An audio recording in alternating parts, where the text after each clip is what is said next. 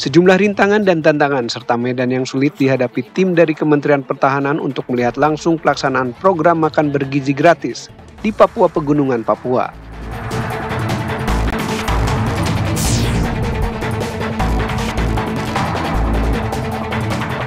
Biaya perjalanan jemaah haji tahun 2026 turun Rp1.000.000 dibandingkan tahun sebelumnya. Calon jemaah haji 2026 hanya akan membayar rata-rata Rp54.924.000.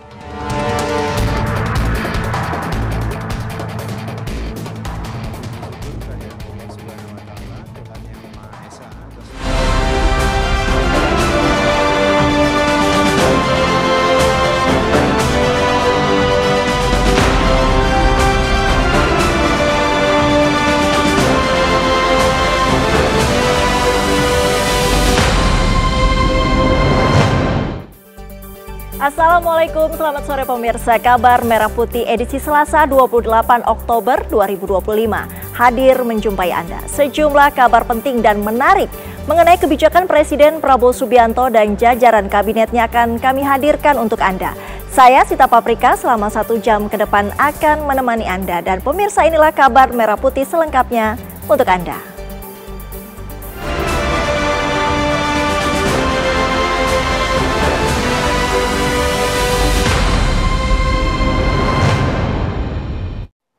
Kita mulai kabar Merah Putih. Presiden Republik Indonesia Prabowo Subianto menyatakan konferensi tingkat tinggi ke-47 ASEAN menunjukkan kebersamaan dan komitmen perdamaian di kawasan Asia Tenggara. Presiden Prabowo juga menyampaikan bahwa Indonesia mendukung hubungan berkelanjutan Amerika Serikat dengan ASEAN yang selama ini memberikan dampak positif bagi kedua belah pihak. Presiden Prabowo juga mengapresiasi peran Amerika Serikat dalam memediasi konflik antara Thailand dan Kamboja yang dinilai sebagai salah satu capaian konkret.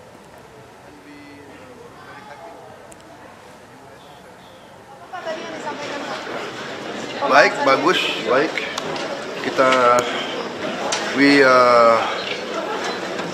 We support continued U.S. engagement with ASEAN. The engagement has been very positive for ASEAN and for the United States. And we were very happy that the U.S. has mediated the conflict between Thailand and Cambodia. So, yeah, the very positive outcome of the summit. Thank you.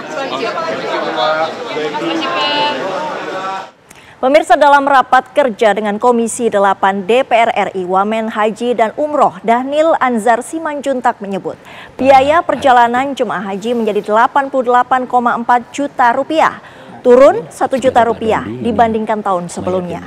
Ini berarti calon jemaah haji 2026 hanya akan membayar rata-rata Rp54.924.000. Pemerintah mengusulkan BPIH 2026 sebesar Rp84.409.365 per jemaah kepada Komisi 8 DPR RI.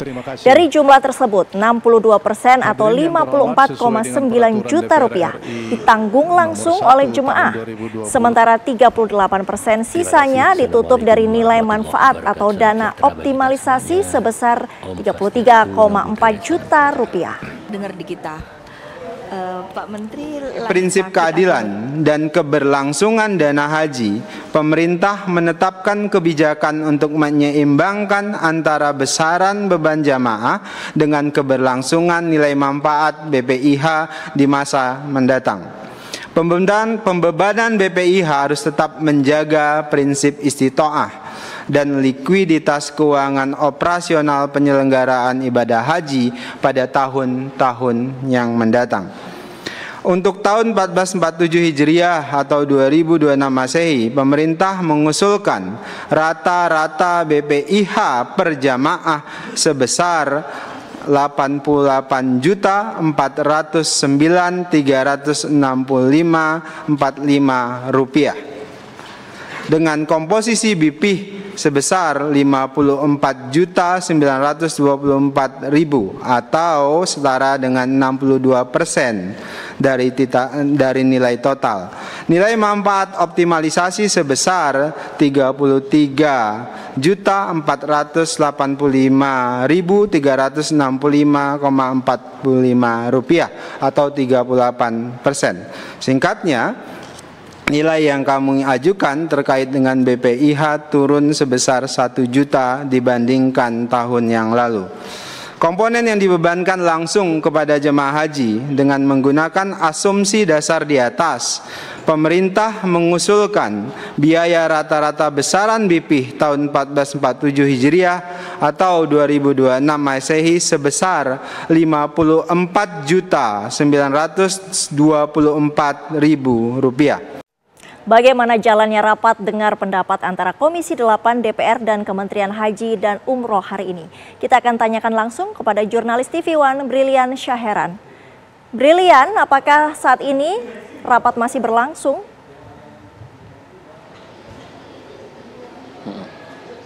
Baik Sita dan juga pemirsa, betul sekali hari ini Komisi 8 DPR RI bersama dengan Kementerian Haji dan Umroh ini kembali menyelenggarakan rapat dengar pendapat terkait dengan biaya penyelenggaraan haji tahun 2026 atau 1447 Hijriah. Di mana hari ini masih dalam satu rangkaian begitu dengan rapat yang kemarin juga diselenggarakan di Kompleks Parlemen ini pada hari Senin kemarin. Adapun untuk hari ini masih sama begitu Sita, ini membahas mengenai dengan draft usulan dari poin-poin penting yang nantinya akan diajukan dalam proses pelaksanaan haji tahun 2026. Adapun hari ini memang ini dihadiri juga dari beberapa anggota dari Komisi 8, kemudian jadi Ketua Komisi 8 yakni Marwanda Sopang, kemudian juga dari Wakil Menteri Haji dan juga Umroh yakni Dahnil Anzar Simanjuntak yang turut hadir dalam rapat.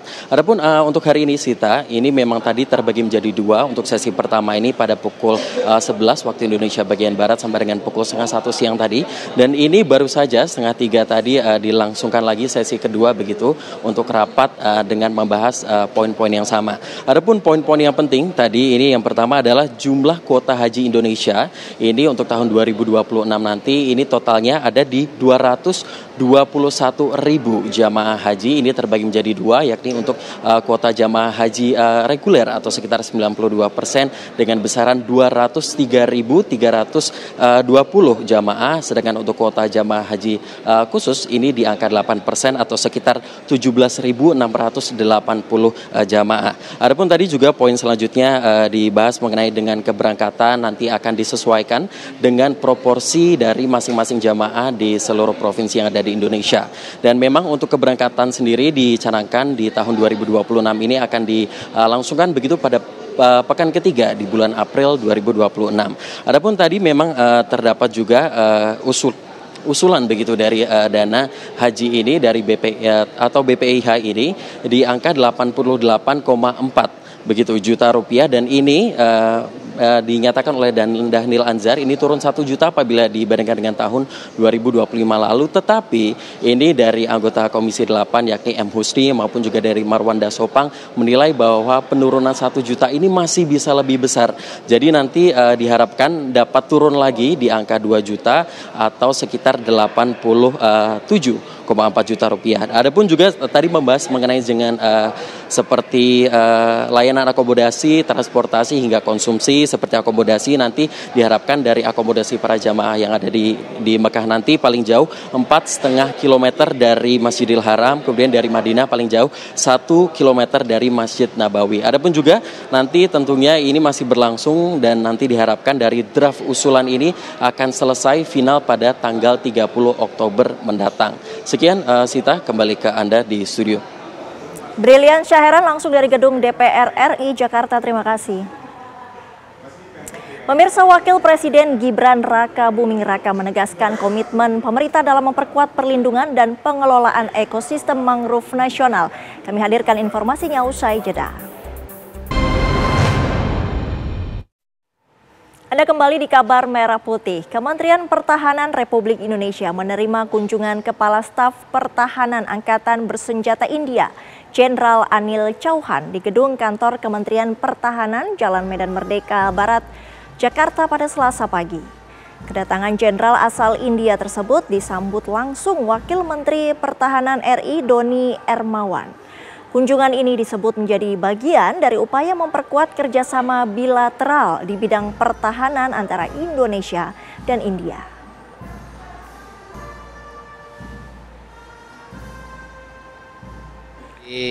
Bapak Menteri Pertahanan tadi menerima CDS dari India atau Panglima Tentaranya India. Intinya tadi beliau membicarakan kerjasama ya antara India dengan Indonesia khususnya di bidang pertahanan dan di bidang militer. Ya. Sudah cukup banyak kerjasama antara kita dengan India, kita ingin tingkatkan. Di antaranya di bidang industri pertahanan. Ya. Kemarin juga Pak CDS sudah berkunjung ke Bandung, sudah mengunjungi PT DI Pindad. Ya. Terus kemudian besok juga Bapak CDS tadi juga akan berkunjung juga ke PT PAL. Ya. Nah, cukup banyak yang bisa potensi untuk bisa kerjasama antara industri pertahanan kita dengan industri pertahanan India. Cukup maju, menurut penilaian saya industri pertahanan di India itu cukup maju. Sana juga mewajibkan untuk menggunakan industri dalam negerinya. Ya. Jadi yang bisa dibuat dalam negeri harus digunakan. Nah, itu cukup bagus juga untuk kita bisa pelajari. Kita ke informasi selanjutnya, Wakil Presiden Gibran Rakabuming Raka menegaskan komitmen pemerintah dalam memperkuat perlindungan dan pengelolaan ekosistem mangrove nasional. Hal ini disampaikan Wapres saat melakukan penanaman mangrove di Taman Mangrove Ketapang, Kecamatan Mauh, Kabupaten Tangerang, Banten. Kegiatan tersebut menjadi bagian dari implementasi Peraturan Pemerintah Nomor 27 Tahun 2025 tentang perlindungan dan pengelolaan ekosistem mangrove. Sebelum kegiatan penanaman, Wapres menerima paparan singkat tentang kondisi ekosistem mangrove dan upaya pemulihan pesisir yang tengah dilakukan pemerintah. Wapres juga berdialog dengan sejumlah pegiat lingkungan setempat yang aktif di kawasan pesisir.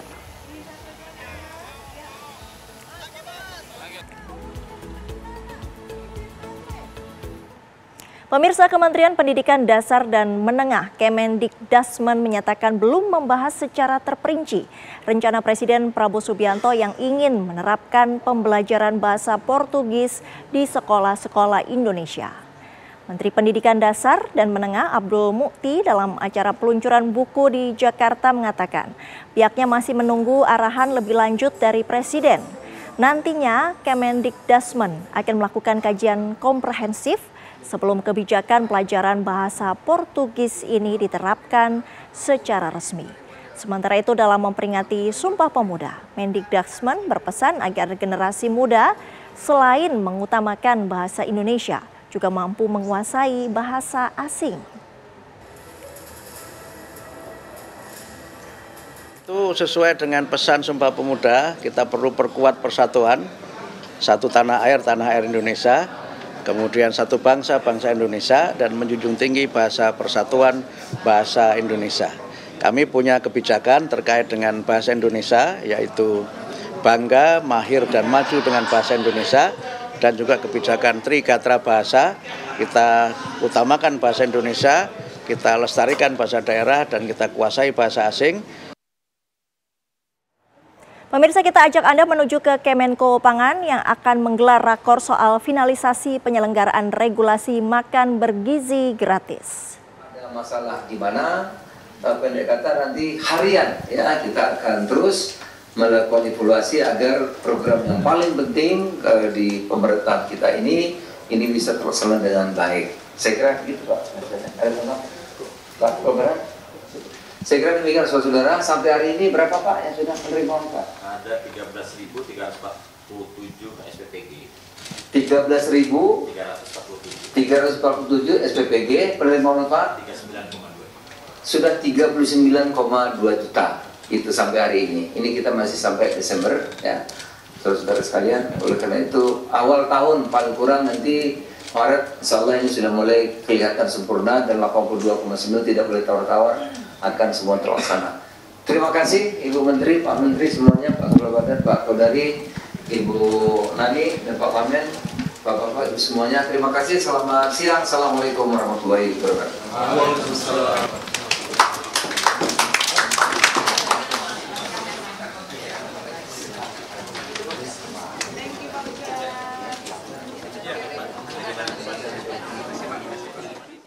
Pemirsa, kita ke informasi lain. Pemerintah berencana mengembalikan kejayaan rempah-rempah Indonesia dengan menjadikan Maluku dan Maluku Utara sebagai pusat pengembangan rempah-rempah dunia. Menteri Pertanian Andi Amran Sulaiman menghadiri rapat koordinasi hilirisasi hasil perkebunan di Ternate, Maluku Utara. Dalam pertemuan tersebut, Mentan menekankan pentingnya hilirisasi untuk mendorong nilai tambah produk perkebunan serta mengembalikan kejayaan rempah-rempah di Maluku Utara. Pemerintah pusat melalui Kementerian Pertanian terus mempercepat program hilirisasi pada 14 komoditas strategis nasional. 7 diantaranya dikembangkan di Maluku dan Maluku Utara yang diarahkan menjadi pusat pengembangan rempah-rempah dunia. Untuk itu pemerintah mengalokasikan anggaran nasional untuk pertanian sebesar 371 triliun di tahun 2026 mendatang dan meminta daerah serius dalam mengembangkan komoditas unggulan seperti kelapa dan pala. Kami diperintahkan oleh Bapak Presiden, kita akan melakukan hilirisasi di seluruh Indonesia. Ada 14 komoditas strategis, kita prioritaskan 7 saat ini, termasuk daerah Maluku. Maluku Utara, Maluku, Ambon, dan sekitarnya, ini kita akan dorong kejayaan rempah-rempah seperti zaman dulu. Bila perlu, Maluku Utara, Maluku, Ambon menjadi pusat pengembangan rempah-rempah dunia. Anda masih menyaksikan Kabar Merah Putih. Program Makan Bergizi Gratis mendapat sorotan positif dalam forum internasional di kantor Perserikatan Bangsa-Bangsa di Jenewa, Swiss. Dalam rangkaian the 16th session of the United Nations Conference on Trade and Development, pemerintah Indonesia mengangkat pengalaman implementasi MBG sebagai contoh dalam menghubungkan kebijakan sosial dengan pembangunan ekonomi dan perdagangan yang inklusif. Wakil Menteri Bappenas Febrian Rudiart menyampaikan bahwa program MBG mencerminkan pendekatan baru pembangunan Indonesia yang menempatkan manusia dan ketahanan pangan sebagai inti dari strategi pembangunan nasional. Program ini memperkuat rantai pasok lokal, memberdayakan pelaku usaha kecil dan memastikan pertumbuhan ekonomi memberikan manfaat langsung bagi masyarakat.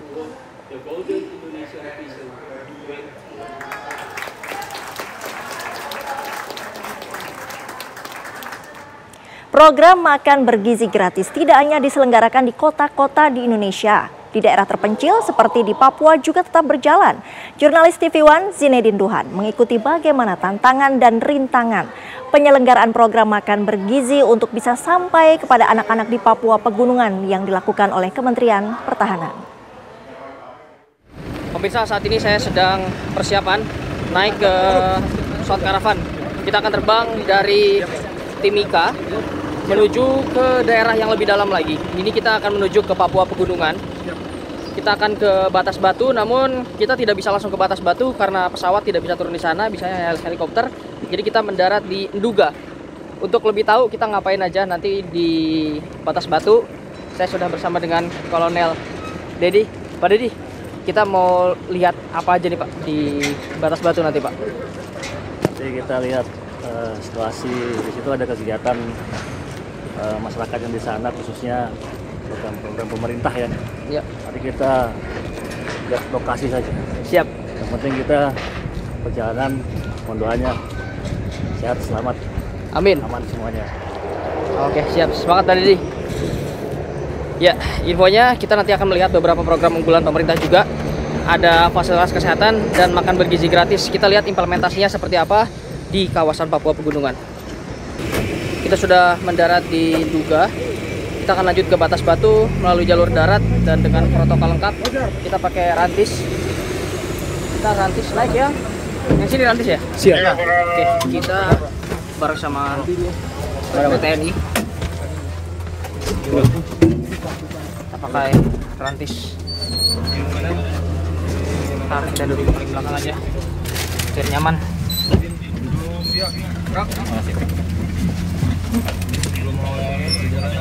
Kira-kira seperti ini di dalam mobil rantis. Kelihatannya cuman via depan kalau mau lihat.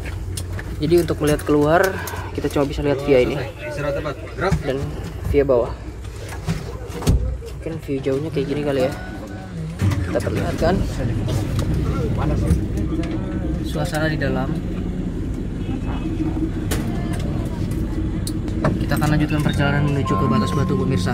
Ikuti terus. Di tengah perjalanan, jalannya koral-koral kayak gini. Dan ada musibah sebetulnya. Jadi jalannya itu terputus. Nih, jadi jalur aslinya itu memang dari awal udah, pemirsa. Nih, kalau mau lihat tuh jalur aslinya di depan ini udah terputus. Saya coba zoom ya. Ini udah terputus jalannya. Dan sebetulnya sudah dibuat jalan baru yang seperti ini ke depan. Nah, di depan sana ini sudah dibuat jalan baru dan ternyata karena hujan jalannya terputus. Jadi harus diuruk lagi. Rombongan kita jadinya harus menunggu lagi. Masih belum tahu berapa lama.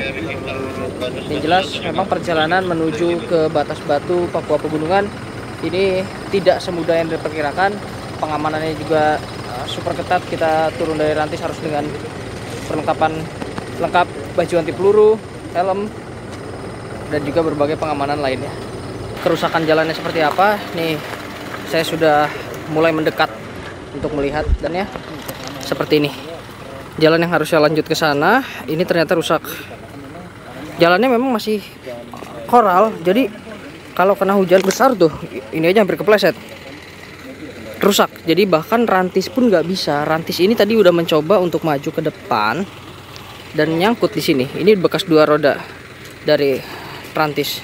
Dan ini masih akan terus dicoba.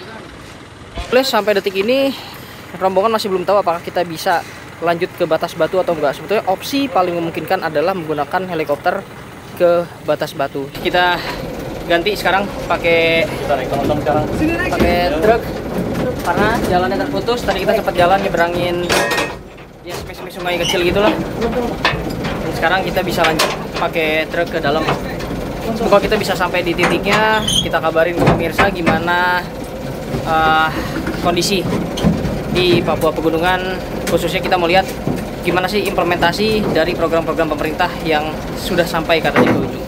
Beginilah SPPG atau Dapur untuk Produksi MBG, ini Satuan Pemenuhan Gizi di Papua, pos Batas Batu. Memang tidak seperti SPPG pada biasanya jika kita temui di kota-kota besar, di Jakarta atau di beberapa kota besar yang mana SPPG ini memiliki gedung tersendiri. Namun di Batas Batu sendiri SPPG atau untuk tempat untuk memproduksi makan bergizi gratis ini ada di pos Batas Batu, tempat dari TNI beroperasi di sini. Yang mana juga yang memproduksi dari MBG sendiri ini under TNI. Tadi sudah sempat dimasak, lalu saat ini makanannya sudah dikumpulkan dan nantinya akan segera dibawa ke SD yang letaknya tidak jauh dari sini. Kira-kira makanan seperti ini. Saya sebetulnya ingin membuka namun takut merusak dari steril dari makanan ini. Yang pasti ini untuk nasi, ada kerupuk, ada juga buah-buahan sesuai dengan apa yang sudah disepakati untuk menu dari MBG itu sendiri. Pemirsa, inilah makan bergizi gratis yang ternyata bukan hanya bisa dinikmati oleh masyarakat atau siswa-siswa yang berada di kota, namun juga sudah dapat dinikmati oleh siswa yang berada di pedalaman, tepatnya di Batas Batu, Papua Pegunungan. Siswa-siswa sedang mengantri mengambil makanan, ada juga susu 4 sehat 5 sempurna. Dilanjut dengan makan bersama. Adik, dadah. Dadah.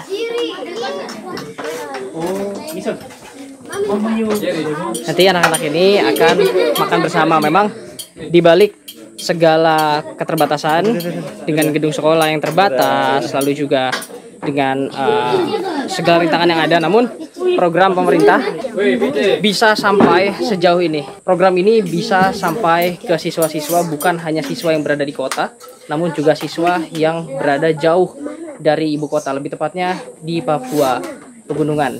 Dari Batas Batu, Papua Pegunungan, Zinedine Duhan, TV One. Kita ke informasi selanjutnya. Polres Brebes, Jawa Tengah meluncurkan Satuan Pelayanan Pemenuhan Gizi atau SPPG untuk menyalurkan makan bergizi gratis kepada ribuan siswa sekolah yang ada di Brebes. Dapur MBG yang dimiliki oleh SPPG Yayasan Kemala Bayangkari Polres Brebes berada di Desa Gandasuli, Kecamatan Brebes, Kabupaten Brebes, Jawa Tengah.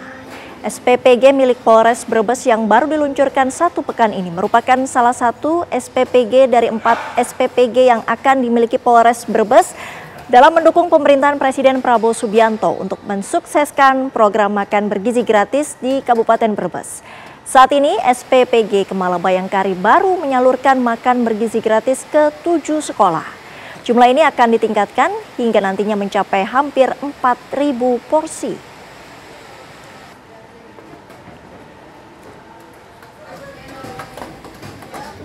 Kita rencana ada 4 SPPG. Kebetulan yang sudah operasional ada 1, yaitu di Gandasuli. Kemudian yang 2 lagi sedang proses pengakhiran menjelang 100%. Kemudian 1 lagi tambahan di Bumiayu. Jadi untuk yang Gandasuli ini, alhamdulillah sudah beroperasi seminggu yang lalu. Kemudian kita sudah mendapatkan sertifikat halal, kemudian lab air, alhamdulillah lulus. Kemudian SLHS juga mendapatkan nilai 88,berapa%. Untuk mencegah kasus keracunan makanan dalam program makan bergizi gratis, Satuan Pelayanan Pemenuhan Gizi atau SPPG di Rawaburung, Kabupaten Tangerang, Banten memperketat proses perekrutan juru masak dan proses pembuatan makanan. Polresta Bandara Soekarno-Hatta bekerja sama dengan masyarakat Desa Rawaburung, Kabupaten Tangerang, mendirikan Satuan Pelayanan Pemenuhan Gizi atau SPPG Rawaburung. Sebelum SPPG tersebut siap beroperasi, prosedur tata ruang serta sanitasi wajib terpenuhi. Begitu juga dengan air bersih harus melalui filterisasi agar tidak tercemar kuman serta mikroba yang terdapat di dalam air. Selain itu, juru masak harus mendapatkan sertifikasi dari Dinas Kesehatan dan Badan Gizi Nasional. SPPG Rawaburung nantinya akan memberikan manfaat kepada 3.984 orang setiap harinya, mulai dari TK, SD, SMP, SMA, dan ibu hamil yang berada di radius 3 km.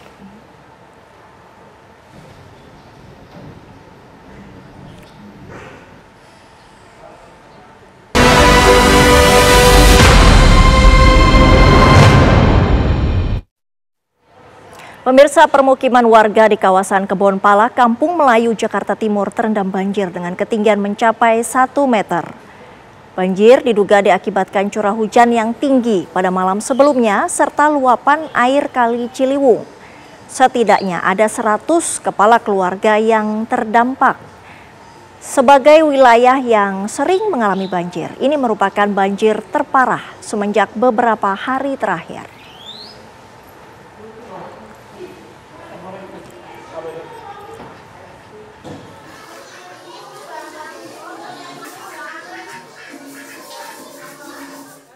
Menjelang akhir bulan Oktober, beberapa wilayah di Indonesia memasuki musim peralihan menuju musim penghujan. Sudah ada rekan kami Putri Sofia yang berbincang dengan Prakirawan Cuaca BMKG.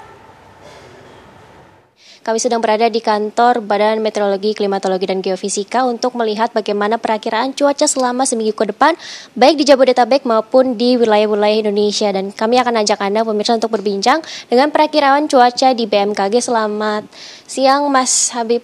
Selamat siang. Mas, ini bagaimana sih, Mas? Ini prediksi cuaca untuk seminggu ke depan, apakah memang masih masa peralihan, hujan deras, atau seperti apa nih, Mas? Baik. Untuk wilayah Indonesia sendiri secara umumnya memang peralihan, namun beberapa wilayah seperti Sumatera bagian selatan, lalu juga wilayah Jawa bagian barat telah memasuki musim penghujan, dan juga memang untuk di beberapa wilayah sendiri adanya gangguan-gangguan dan fenomena atmosfer seperti adanya di Polmot, di mana adanya suhu muka laut lebih panas seperti di wilayah Laut Jawa dan juga di Laut Sumatera, lalu juga adanya gangguan seperti gelombang MGO, gelombang Rossby, dan juga gelombang Kelvin yang mendapatkan massa udara lebih banyak untuk wilayah-wilayah tersebut, terutama di sebagian wilayah Indonesia bagian barat dari wilayah Sumatera hingga wilayah Kalimantan.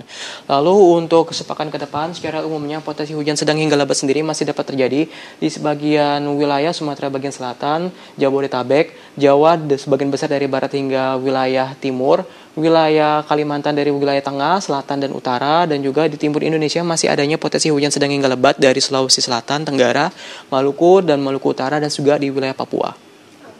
Baik, Berarti untuk seminggu ke depan ini mayoritas juga sudah akan terjadi hujan dengan intensitas deras begitu ya Mas? Ya, untuk sepekan ke depan memang kita mengimbau untuk tetap waspada untuk potensi hujan. Dilihat dari faktor-faktornya juga masih untuk mumpuni adanya potensi hujan untuk di wilayah-wilayah Indonesia. Apakah ini juga akan terjadi di kota-kota besar di bagian timur, Mas? Baik, untuk di kota-kota timur, di timur Indonesia sendiri memang memiliki zona musim yang agak berbeda. Seperti Sulawesi Tengah sendiri, umumnya dia memasuki musim penghujan di Maret. Namun untuk wilayah Sulawesi bagian barat utara, melihat dari analisis dinamika atmosfer, seperti di wilayah Papua juga masih cenderung akan ada potensi hujan intensitas sedang hingga lebat pada sepekan ke depan. Apa nih Mas yang perlu diantisipasi untuk masyarakat mungkin yang akan beraktivitas di masa musim peralihan ini? Baik, kami mengimbau kepada masyarakat yang akan beraktivitas agar tetap terjaga, tetap terdehidrasi pada siang hari karena cuaca akan cukup terik pada siang, dan juga waspada potensi hidrometeorologi pada sore hari dan menjauhi tempat-tempat rawan bencana. Juga tetap selalu update informasi BMKG terkini di laman resmi kami di www.bmkg.go.id dan juga di akun sosial media kami di @infobmkg. Terima kasih banyak Mas Habib tadi informasinya mengenai bagaimana saat ini memang hampir keseluruhan wilayah di Indonesia mengalami musim peralihan begitu pemirsa, memasuki musim penghujan yang memang dari beberapa wilayah termasuk di wilayah bagian barat Indonesia juga akan mengalami hujan deras dan juga panas pada siang dan juga hujan pada sore hari. Dari Jakarta, Putri Sofia, Yohanes Billy, TV One mengabarkan. Kabar Merah Putih masih akan kembali usai jeda, tetaplah bersama kami. Badan Gizi Nasional BGN terus mempercepat pembangunan Satuan Pelayanan Pemenuhan Gizi SPPG sebanyak 25.400 unit hingga akhir tahun ini. Hal tersebut dikemukakan Kepala BGN Dadan Hindayana usai menghadiri rapat koordinasi untuk membahas percepatan pencapaian target penerima MBG. Dadan mengungkapkan, untuk akhir Oktober ditargetkan pembangunan 14.000 unit SPPG. Sementara pada akhir tahun ini ditarget sudah mencapai 25.400 unit untuk SPPG aglomerasi. Pihak BGN juga menargetkan 6.000 unit sudah terbangun di daerah terpencil di Indonesia. Semua percepatan ini dilakukan agar tercapainya target 82,9 juta penerima manfaat di akhir tahun 2025. Kita juga sedang koordinasikan untuk pembangunan SPPG di daerah terpencil sebanyak 6.000 yang sekarang sudah terdaftar, ada kurang lebih 4.770 dan segera akan dilakukan di daerah-daerah terpencil itu supaya kita bisa mengejar target untuk 82,9 juta penerima manfaat di akhir tahun 2025. ASEAN Indo-Pacific Forum sukses diselenggarakan oleh Kadin dan Kementerian Luar Negeri Republik Indonesia di Kuala Lumpur, Malaysia. Acara ini dihadiri oleh Perdana Menteri Australia Anthony Albanese, Menko Perekonomian Erlangga Hartarto, dan ditutup oleh Menteri Investasi dan Hilirisasi yang juga CEO Danantara Roslani. Tema yang diusung dalam ASEAN Indo-Pacific Forum tahun ini adalah inklusivitas dan sustainability di kawasan dalam bekerja sama di sektor energi, kesehatan, sampai ekonomi digital. Forum ini juga mendorong kerjasama yang saling menguntungkan, serta kolaborasi antara pemerintah dan dunia usaha. Ketua Umum Kadin Indonesia Anindya Novian Bakri dalam pidatonya menyoroti dinamika geopolitik global yang kian kompleks.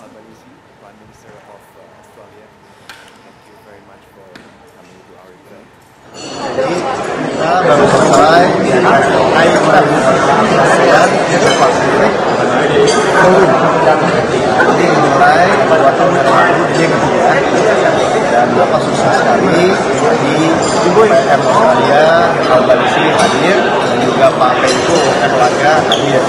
Nah, di sini ada Ibu Sinta sama-sama di Kadin punya wakil koordinator, ada Pak Ano, wakil Ketua Umum, keduanya sama-sama kami dulu. Dan habis dari sini saya dan Bu Sinta akan ke Korea Selatan sebagai aspek bisnis klasifikasi juga dengan Pak John. Terima kasih juga Pak Josh tadi sudah berdiri bersama luar biasa dengan saya. Hadir punya Angel. Terima kasih ya. Terima kasih ya Christian. Pemirsa, di tengah hiruk-pikuk kota Surabaya berdiri tegak sebuah museum yang menyimpan warisan perjuangan pahlawan nasional W.R. Supratman, pencipta lagu kebangsaan Indonesia Raya. Museum ini memajang sejumlah peninggalan W.R. Supratman, termasuk diantaranya teks asli lagu Indonesia Raya, replika biola dan baju saat mengikuti Kongres Sumpah Pemuda.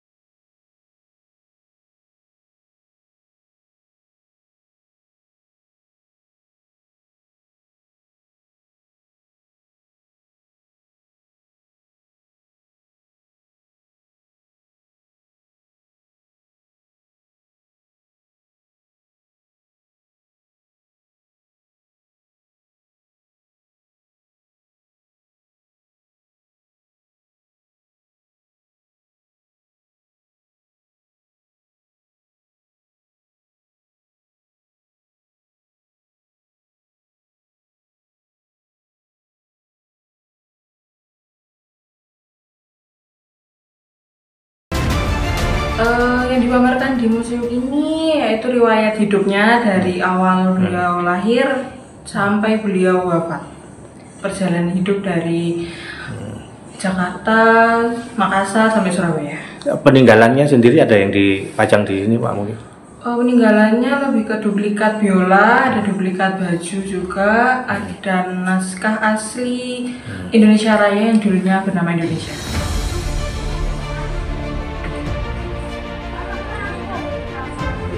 Sosok W.R. Supratman, sang pencipta lagu Indonesia Raya, membuktikan bahwa pahlawan tak selalu berperang dengan mengangkat senjata. Sebagai komponis dan seorang jurnalis, ia turut berkontribusi merebut kemerdekaan melalui berbagai karyanya.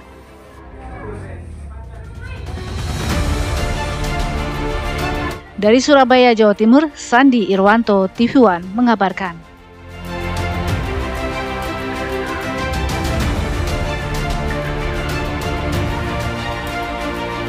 Informasi tadi menutup kabar Merah Putih hari ini. Sesaat lagi Anda dapat menyaksikan berita utama kriminal bersama Ninda Febiola. Saya Sita Paprika pamit, terima kasih. Sampai jumpa.